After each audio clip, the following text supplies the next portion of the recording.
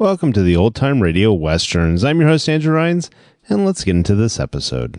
This episode is going to be Challenger. The Yukon original air date is January 20th, 1950, and the title is No Epitaph for Tombstone. Let's get into it, and I hope you enjoy. Now, as gunshots echo across the wind-swept, snow-covered reaches of the wild Northwest, Quaker Puffed Wheat and Quaker Puffed Rice, the breakfast cereal shot from guns, present the Challenge of the Yukon. It's Yukon King, swiftest and strongest lead dog of the Northwest, blazing the trail for Sergeant Preston of the Northwest Mounted Police in his relentless pursuit of lawbreakers. On King, on Husky. Gold discovered in the Yukon. A stampede to the Klondike in the wild race for riches. Back to the days of the gold rush.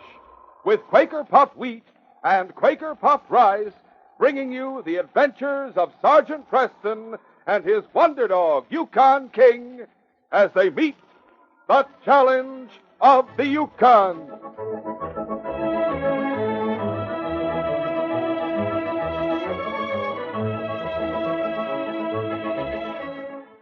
Why be bored with breakfast, fellas and girls?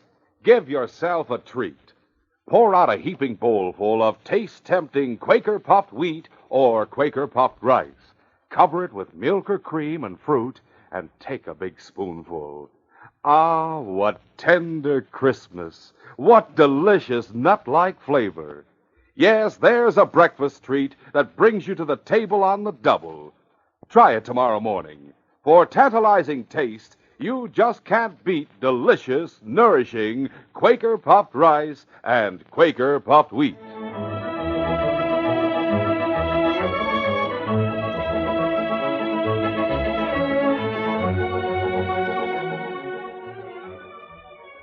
Throughout the western United States, Maggie McGuire was known to mining communities only by the name of Nevada. As a prospector, she had followed the gold strikes from New Mexico to the Dakotas. But age caught up with her, and when gold was discovered in the Yukon, she joined in the great rush, but not as a prospector. Instead, she opened a little trading post on the Elkhorn Trail, a few miles from the village of Lodestone. She was arranging her stock on the shelves a few weeks after opening the store when a customer entered. Bobcat? Huh? Glory be! Tombstone Smith! Why aren't you out working with a pick and shovel? You ought to be ashamed of yourself running a store, swindling poor miners out of their hard-earned money. I got too old for prospecting, Tombstone. If you had any sense, you know you're too old for it, too. You must be all of 100. Never mind how old I am. I'm never too old to hunt for gold. Found any? Fact is, I have. Oh, I don't believe it. You wouldn't know a hunk of gold if you saw it. If I showed you some rich ore samples, would you marry me? Marry you? Why, you old desert rat, getting romantic at your age. I mean it, Nevada. Always was crazy about you. Oh, go on with it. Anyway, never paid back the grub stake you loaned me 20 years ago back in Arizona. Recollect it? Of course I recollect it, Tombstone. Well, I'm here to pay it back, providing you marry me. Why, you're serious, aren't you, Tombstone? Never more serious in my life. Well, how about it? Well, kind of sudden. There's a constable in the town of Lodestone just beyond here. I reckon he can marry us. I know him. Constable Jim Barnes lives there with his wife. Then you'll marry me, Nevada? Yeah, Tombstone, might as well. Just wait till I get my parka and snowshoes. Nevada and Tombstone were married that day, and the following morning the old miner prepared to leave his bride. From his pocket he took a piece of paper which he tore in two pieces. Then he handed Nevada one of the pieces. I want you to keep this, Nevada. What is it, Tombstone? It's half a map. When your piece is joined to my half, it shows where my mine is. You mean you haven't registered your claim? No, I haven't. If I registered that claim right now, it might start a rush up that way. I don't want that to happen just yet. Might want to stake out a couple more if this one's as good as I think it is. Yeah, I see your point, Tombstone. It would start a rush if we hired a claim now. As it is, this paper proves you and me are partners. Well, Nevada, honey, Any delay might mean we lose it all. So I guess I better start for the mine. I sure hate to leave you. Oh, I hate to see you go, Tombstone. I'll be back inside of a month. I'll have more than enough gold to take care of us for the rest of our lives. Well, I hope so. It's time both of us retired. Well, so long, honey. Good luck, Tombstone. The old prospector kissed his bride tenderly and then started the long journey to his secret gold mine.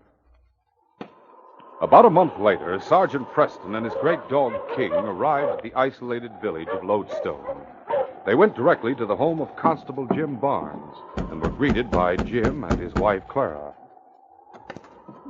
Well, Sergeant Preston, come in. Thanks, Jim. And you too, King. King remembers us, Jim. Just look at You him. bet he does, Clara. How are you, King, you old rascal? King never forgets a friend, do you, fella? Sergeant Preston, let me have your parka and I'll hang it up. Why, thanks, Clara, but I only stopped for a few minutes. I'm on my way to Caribou Falls. Oh, I won't have it. You must have lunch with us. Yeah, she's right, Sergeant. Won't take Clara long to get it ready. All right, I'll stay for lunch. Here, I'll take your All parka. right, thanks. Clara, you hurry up with the food. Huh? It'll be ready in a few minutes. Oh, did you see the new addition to our cabin, Sergeant? Yes, Jim, saw as I came up. That's why King and I stopped. I'd like to see it. You'll find it rather small for a jail, but I guess it's all we'll need here. Folks around here are pretty law-abiding. Let's take a look at it while Clara gets the lunch ready. All right. Come on, King, you come with us.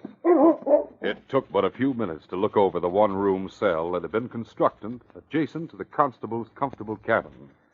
Sergeant Preston and the constable returned to have lunch. Good job, Jim. It'll hold anyone long enough for me to wire you fellas in Dawson, all right? Yes, and it'll save you traveling to Dawson with dangerous criminals. You keep them here until one of us come for them. Oh, by the way, how is it you're in this vicinity, Sergeant? I had a report that Red Miller had been seen near Caribou Falls. I'm going to investigate it. Red Miller, huh? Yes, I sent you a circular on him some time ago. Yeah, here it is on my desk. Here, see? He's responsible for several trail murders.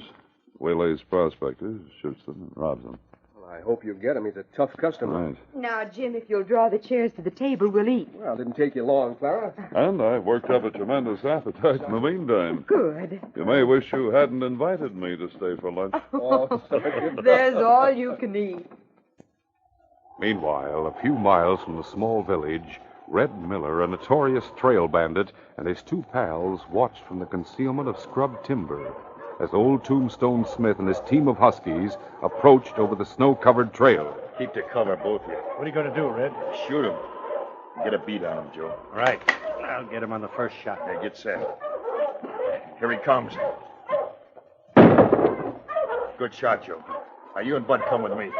Red Miller, the trail bandit, had struck again. He and his two companions hurried to the sled and started to examine the load. Red Miller brought forth a heavy rawhide poke. Hey, look at this. It's plenty heavy. I'll open it up. Sure. Holy smoke. Look at that. Must be thousands in dust. I'd sure like to know where this old timer found it. Me too. I'd be willing to turn miner. Yeah, so would I. Well, let's search him. We might find out where he got the gold. All right, come on. Red Miller bent over Tombstone Smith's prostrate and bleeding body. In a pocket, he found two pieces of paper, one of which he studied carefully. What's that, Red? Part of a map. A map. Must be a map of where his claim is. Yeah, but it doesn't mean anything. Why not? It's not all here. You gotta have the rest to learn anything. See for yourself. Yeah, it's no good as it is. Where's the other paper you found on him? Maybe that's the missing part. Yeah, here. Oh, that's no map. It's a marriage license. Marriage license? Who in thunder would marry this old coot? Says her name's Maggie McGuire. They were married last month in Lodestone. Wonder who she is. Hey, wait a minute. What? Suppose this old critter gave his bride the other part of the map. Maybe he hasn't filed a claim yet. If we can find her part of the map, we can find the gold. We wouldn't dare file a claim. They'd jail us in no time, Red. We don't have to file a claim. We could work it and get enough gold to make the three of us rich. No one would be the wiser. You're right, Red. How will we find his wife? Well, they were married by the constable, Jim Barnes, in Lodestone.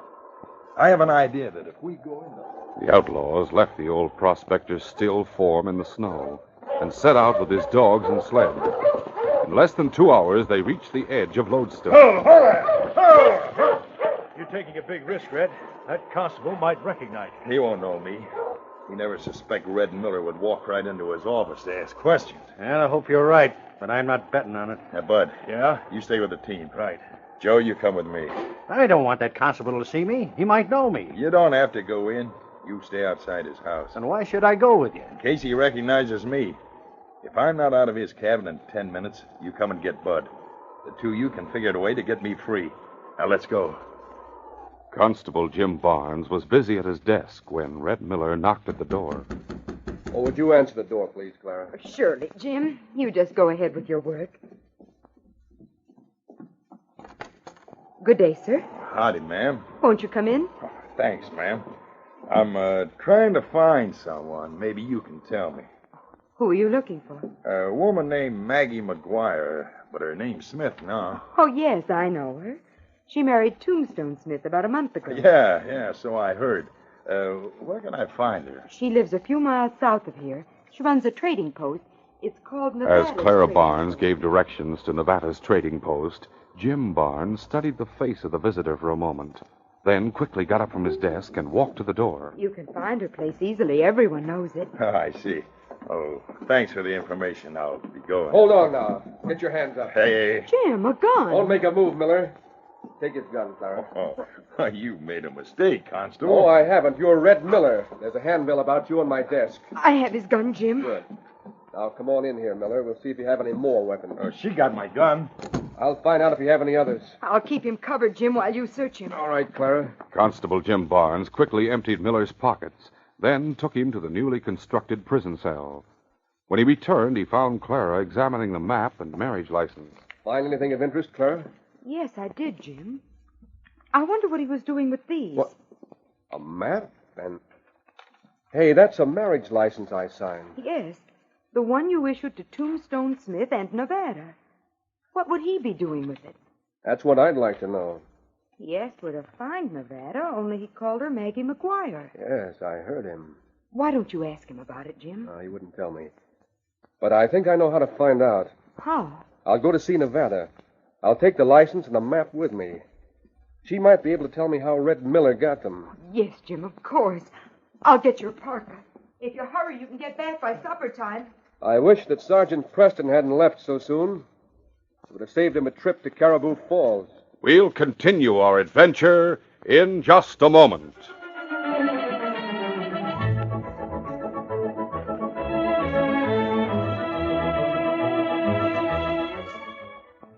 You may not believe this, fellas and girls, but I was in an old antique shop the other morning, and my coat sleeve brushed against an old rusty lamp. Imagine my amazement when...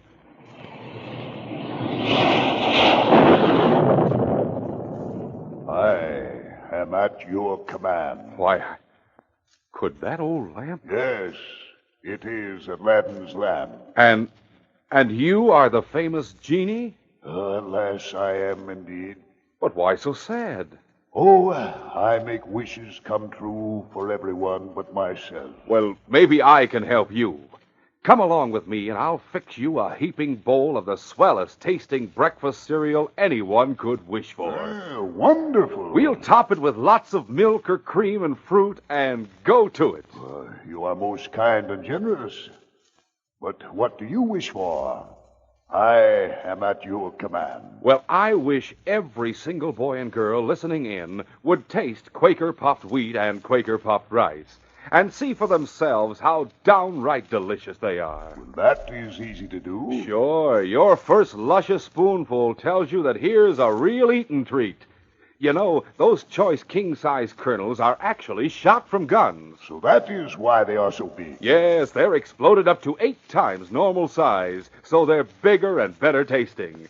And they're shot through and through with bang-up nut-like flavor, too. One could not wish for more delectable eating, even for Aladdin's genie.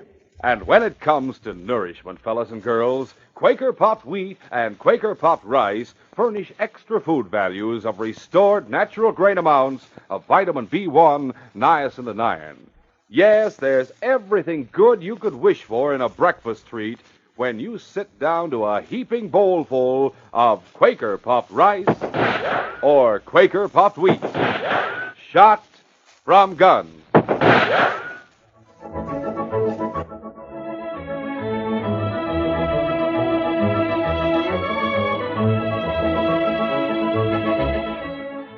Now to continue.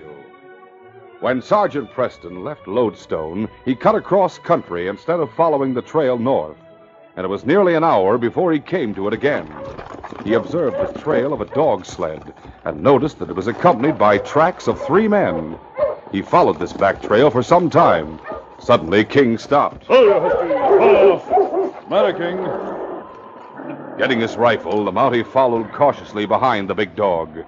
Presently, Sergeant Preston saw ahead of them the body of a man, and he and King rushed forward. Quiet, fella. Let me examine him. He's been shot, but he's alive. I got some spirits in my pack that may help revive him. Quickly, Sergeant Preston administered spirits and then wiped the blood from the man's face. Great Scott, Tombstone Smith. No, don't kill me. Easy, Tombstone. I'll not hurt you. Easy, man. Take my gold, but don't kill me. I'm Sergeant Preston, Tombstone, your friend. Preston? Sergeant Preston? That's right. You know me, Tombstone. Yes, I thought you... Don't try to talk now. Just rest. King and I'll take you to a doctor. Meanwhile, in Lodestone, Joe Davis, who from a distance had seen the constable arrest Red Miller, hurried back to where Bud Scott was waiting with the dogs. When he told what happened, Bud showed no inclination to try freeing Miller. I warned Red he might be recognized, but he wouldn't listen. I know. I was afraid of it, too. Now the constable's got him locked up, and we've got to get him out. Not me. If we showed up at the constable's cabin, he'd have the drop on us before we got through the door. Why, Joe, he may have seen you. I don't think he did. I was waiting across the road. Just the same, I'm not going to risk my neck. We'd be fools to do it, Bud, for another reason. What's that? We've got the gold and we've got the dogs. All you and me have to do is hightail it out of here. We can get along without Red Miller. That's what you think. Listen, Bud. Red knows he's caught. There's nothing he can do about it.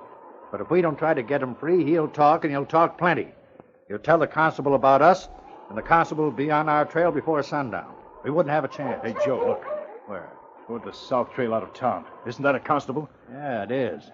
He's the one who arrested Red. Where in thunder is he headed? I don't know, but wherever he's going, he's traveling fast. Yeah. No sooner does he lock Red up than he heads out of town in a hurry. That gives us a chance, Bud. Well, how do you mean? It means no one's in the constable cabin but his wife. I saw her when she was talking to Red. Yeah? We can wait till he's out of sight. Then we go in and grab her and get the keys to the lockup. Then we get Red out of the coop and the 3 of us can skip town. We'll have a big start on anybody that tries to trail us. That's a good idea, except for one thing. What's that? This may be a trick. The constable may suspect someone was with Red, and he's making out like he's leaving the coast clear for them to try and help him. I didn't think of that. What if it isn't a trick? There's only one way to find out. You stay here with the dogs. I'll follow him for a spell and see if he's bluffing.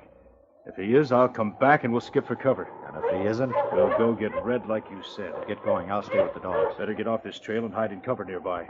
If someone comes along and sees you, they might get suspicious. I'll hole up in the clump of timber you see yonder in the gulch. Yeah, that's good enough. Mush, you husker! Come on, mush!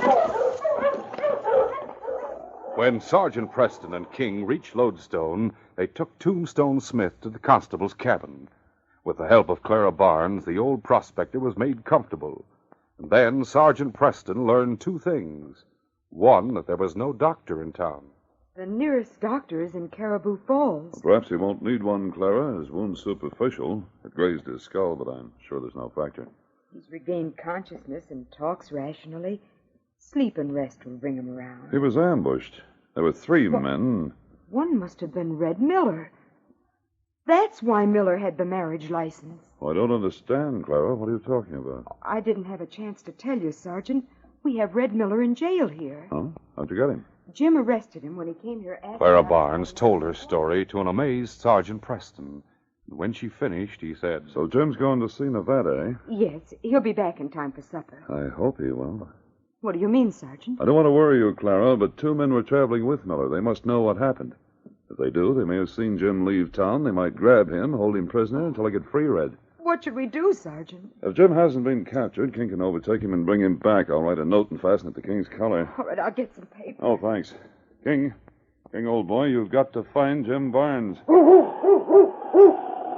When the warning note had been written and fastened to King's collar, Sergeant Preston and Clara took him outside. And there the Mountie pointed to the tracks Constable Barnes had made in the snow. There are his tracks, King, right here. Follow them and bring Jim back. Go find him, King. Find Jim. There he goes. Oh, I hope he gets to Jim before anything happens to him. All depends on King now. Well, Clara, let's go back inside. I want to talk to Red Miller. Meanwhile, the great dog King followed the trail of Constable Jim Barnes as it led southward through the village of Lodestone. He had not reached the outer edge of town when he was forced to give way to a dog team driven by two men. He stepped aside and waited for them to pass so he could pick up the constable's trail again. Hush, you husky.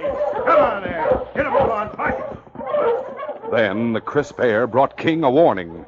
He caught the scent of both dogs and men, and he recognized them. They were the same scents he had detected when he and Sergeant Preston found their wounded friend, Tombstone Smith. He knew that the man now confined in the new jail cell had been there, too. It was confusing, but his instinct warned him that these two men passing him had had something to do with it all. At the moment he forgot the command Preston had given him, the command to find Jim Barnes, he turned and followed the two men and dog team. Joe Davis and Bud Scott had almost reached the center of the village when Bud said, Joe, what is it, Bud? See that dog following us? What about him? He's the one we passed at the edge of town. Now he's trailing us, and he's bristled up like a porcupine. Yeah, he sure is. I'll get rid of him. Go on, get! Look out, Joe. He's mean. I'll put a bullet through him if he jumps me. No, don't. A shot would cause trouble. Leave him alone as long as he don't charge us. All right. Now, there's the constable's cabin. We'll stop here. Ho, ho, ho. Doggone it, that big mutt is still with us. He's up to something. Don't pay any attention to him. We go inside, but don't knock on the door when we do. Just walk in and grab the girl before she knows what's happening. Right. Let's go. Inside the cabin, Sergeant Preston and Clara Barnes stood in the hallway that ended at the iron-barred door of the prison cell. Red Miller faced them through the bars, an air of insolent defiance on his face. I'm not talking, Preston. You get nothing out of me. Suit yourself, Miller. I have all the evidence I need to hang you anyway. And Sergeant Preston and my husband will find your friends. They'll be in there with you before night. Just a minute, Clara. What's the matter, Sergeant? Hear that dog barking? Yes, I hear it. That's King. Going to find out why he didn't follow orders. I'll go with you. Get him up, Mounty. Don't reach for that gun. Easy, Clara. They mean business. You bet we do. All right, lady, where are the keys to the cell? I won't tell you. Joe, search the place for the cell keys. I'll keep the Mountie covered. He'll be around here somewhere. When you find it, we'll let Red out. The Mountie and the lady will take his place in the cell. Meanwhile, a group of men clustered about the hot stove in the office of the mining company, a short distance from the cabin of Constable Barnes. As one of them opened the door to leave, King bounded inside, barking. Husky, get out of here. Throw the dog out. You throw him out. I don't want to tangle with him. Hey, what's the matter, fella? That dog's acting mighty strange, like he's trying to tell us something. You know, I think I've seen this big husky before. By golly, you're right. You have seen him before. We all have. Yeah, Say, I see. I know whose dog he is. Whose? That's King, Sergeant Preston's dog. Joe Davis soon found the key, and at Bud Scott's order had gone to the cell block and released Red Miller. As the two returned to the living room of the cabin, Miller said, All right, boys. I'll take over now. We're going to lock the two of them in the cell, Red. No, you won't. It'll only be a matter of time until someone lets them out. Then the Mountie will be on our trail. What are you going to do? Finish them off. Spread kerosene through this cabin and set fire to it. Then we'll head out on the trail to get the constable and that map. Don't try it, Miller. You won't get away with it. Yes, I will, Mountie. Bud, keep him covered while I get his gun. Go ahead, but be careful. Joe, lock the door so no one comes in and surprises us. Sure, Red. Now, Mountie, don't make a move for that gun or Bud will drop you in your tracks. Hey, wait a minute. What's the matter, Joe? A crowd of men are coming this way. That big husky that followed us is leading them. An unexpected announcement caused Bud Scott to drop his guard for a moment, but Sergeant Preston took advantage of it. His right hand flashed to his gun belt as Red Miller made a dive to stop him. Look out, Bud. He's going for his gun. Shoot it, Bud! No, you don't. Oh, my arm! Bud Scott's wounded arm put him out of the fight, but Red Miller grabbed Preston's gun arm in a frantic effort to get the Mountie's gun. With a violent effort, Preston wrenched himself free. Miller staggered back and fell against Joe Davis. Davis fell to the floor, and the bullet from his gun went wild. I'll get you yet. Come ahead, Miller. As Joe Davis struggled to a sitting position, Red Miller lunged at Preston. His frenzied charge was stopped suddenly. And here's another. Stand aside, Red. Give me a chance to shoot him. Joe Davis danced from one side of the room to the other, trying to get a clear shot at the Mountie, but the fight moved too fast. Suddenly, the door of the cabin opened, and the great dog King charged into the room to attack Joe Davis. And close behind King came the men of the village. Hey, get this dog off. Get him off. I give up. Don't shoot. I quit. Lay off of me. Down, King. Down, boy. All right, fella. King came and got us, Sergeant. He led us here. We knew by the way he acted something was wrong. And he was right. All right, you three. You're under arrest in the name of the Queen. That night, Constable Jim Barnes returned to his cabin, and he had Nevada with him. Both were amazed at the story they heard from Clara and Sergeant Preston. But Nevada was overjoyed to know that Tombstone Smith was alive and greatly improved. His bags of gold were in his lap. Tombstone, I almost lost you in the mine, too. Plain what those crooks were up to. How do you figure, Nevada? They found half of the map on you, and they knew if they could find me, they'd find the other half. And by putting the two together, they could locate your mine. Those no good crooks. I wouldn't have minded losing the mine, but I sure hate to lose a husband. Took me a lifetime to get one. Well, if it hadn't been for Sergeant Preston King, I reckon by now you'd be writing an epitaph for old Tombstone. Oh, Tombstone, don't Well, go. King, old fellow, we've had a big day. Now we'll report to headquarters that the case is closed.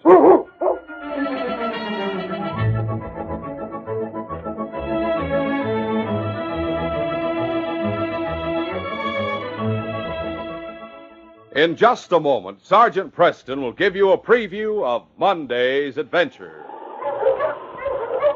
On you Huskies!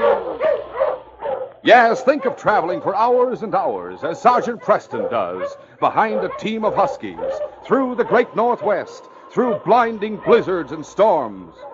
Believe me, you'd want to start out with a nourishing He-Man breakfast, the kind that includes a heaping bowlful of nutritious, crisp, Quaker-puffed wheat or Quaker-puffed rice topped with milk or cream and fruit. Remember, in these famous cereals shot from guns, you get extra food values of restored natural grain amounts of vitamin B1, niacin, and iron. Ask for Quaker Puffed Wheat and Quaker Puffed Rice in the big red and blue Quaker packages. Never sold in bags or bulk. Listen Monday when Sergeant Preston and Yukon King meet the challenge of the Yukon in the case of the $10,000 rewards. There were two $10,000 rewards, but they weren't offered for the capture of a criminal. They were offered by a murderer for my death and for King's. The time came when he decided to save his money and earn the rewards himself. And at that moment, King and I were looking down the barrels of his guns. Be sure to hear this exciting adventure Monday. These radio dramas, a feature of the Challenge of the Yukon Incorporated, are created by George W. Trendle, produced by Trendle Campbell Enterprises, directed by Fred Flowerday, and supervised by Charles D. Livingston. The part of Sergeant Preston is played by Paul Sutton. They are brought to you every Monday, Wednesday, and Friday at this same time by Quaker Puffed Wheat and Quaker Puffed Rice, the breakfast cereal shot from guns.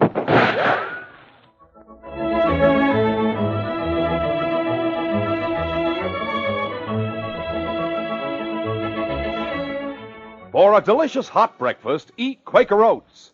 The giant of the cereals is Quaker Oats. Delicious, nutritious, makes you feel ambitious. The giant of the cereals is Quaker Oats. Say, boys and girls, do you want to be a star someday in sports and activities? Then start on good Quaker Oats breakfast tomorrow. 'Cause nourishing oatmeal gives you more growth and endurance than any other whole grain cereal. Remember, Quaker and Mother's Oats are the same.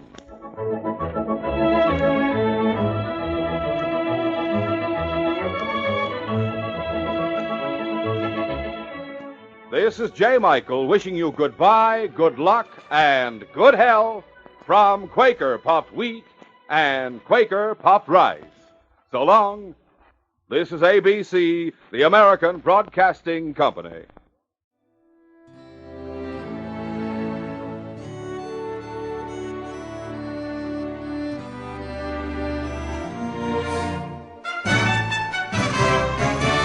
This has been a presentation of OTRWesterns.com, and we hope you enjoyed. Please take some time to like and rate our shows in your favorite podcast application. Follow us on Facebook by going to OTRWesterns.com/Facebook. Join in the conversation by going to OTRWesterns.com/Discord. And don't forget to send us an email, podcast@OTRWesterns.com. This episode is copyright under the Attribution Non-Commercial Share Alike copyright. For more information, go to OTRWesterns.com/copyright. Have a great day, and again, thanks for listening.